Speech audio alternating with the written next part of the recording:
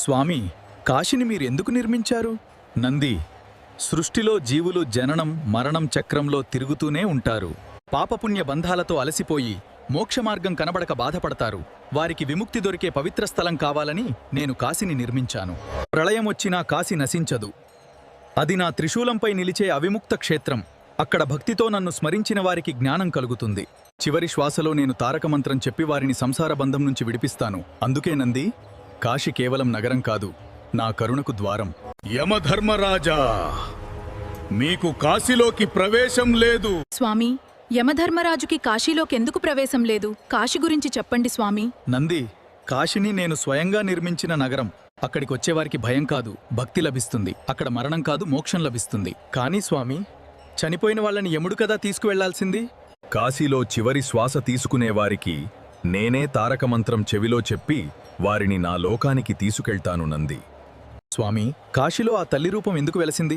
అమ్మవారిని అన్నపూర్ణని ఎందుకు పిలుస్తారు? నంది, ఆ తల్లి లోకానికి అన్నం కరుణ పోషణ ఇవ్వడానికి కాశీలో వెలసింది. ఒకసారి నేను ఈ జగత్తంతా మాయే అని చెప్పినప్పుడు దేవి జగత్తులోని అన్నాన్ని అదృశ్యమయ్యేలా చేసింది.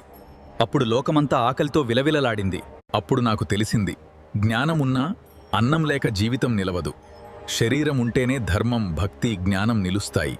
తరువాత దేవి కాశీలో అన్నపూర్ణ రూపంలో ప్రత్యక్షమై స్వయంగా నాకు భిక్షగా అన్నం పెట్టింది. అప్పటినుంచి కాశీ అన్నదానానికి కరుణకు చిహ్నమైంది. అందుకే నంది, అన్నపూర్ణ అమ్మవారు కేవలం భోజనమిచ్చేది కాదు, జీవితాన్ని నిలబెట్టే దైవ కృపను ఇస్తుంది.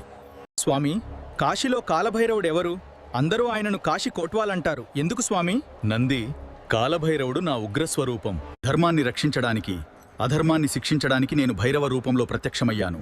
బ్రహ్మదేవునికి అహంకారం కలిగినప్పుడు ఆ గర్వాన్ని తగ్గించేందుకు నా భ్రూవిలాసం నుంచి భైరవుడు ఉద్భవించాడు.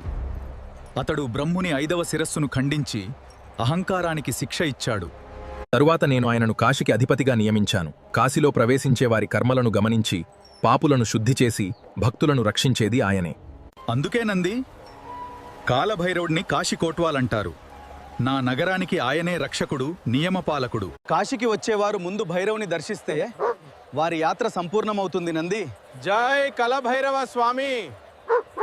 స్వామి, కాశీలో దశాశ్వమేధ ఘాట్ ఎందుకంత ప్రసిద్ధి? నంది, దశాశ్వమేధ ఘాట్ మహిమకు మూలం. ఇక్కడ బ్రహ్మదేవుడు అశ్వమేధ యజ్ఞాలు నిర్వహించి ఆ యజ్ఞఫలాన్ని నాకు సమర్పించారు. అందుకే ఆ స్థలానికి దశ అశ్వమేధ అనే నామం ప్రసిద్ధి చెందింది. బ్రహ్మదేవుడు అశ్వమేధ యజ్ఞాలు ఎందుకు చేశారు? దానికి కారణమేమిటి స్వామి? నందీద్, అశ్వమేధ యజ్ఞం రాజసూయమైన మహాయజ్ఞాలలో ఒకటి. అది శక్తి, ధర్మపాలన, లోకక్షేమం కోసం చేయబడుతుంది. బ్రహ్మదేవుడు సృష్టికర్త. యజ్ఞాల ద్వారా లోకాల సమతుల్యత, ధర్మస్థాపన జరుగుతుందని వేదాలు చెప్పాయి. అందుకే యజ్ఞాలు దేవతలకు అర్పణ మాత్రమే కాదు, సృష్టి చక్రం సజావుగా నడవడానికి ఒక మార్గం.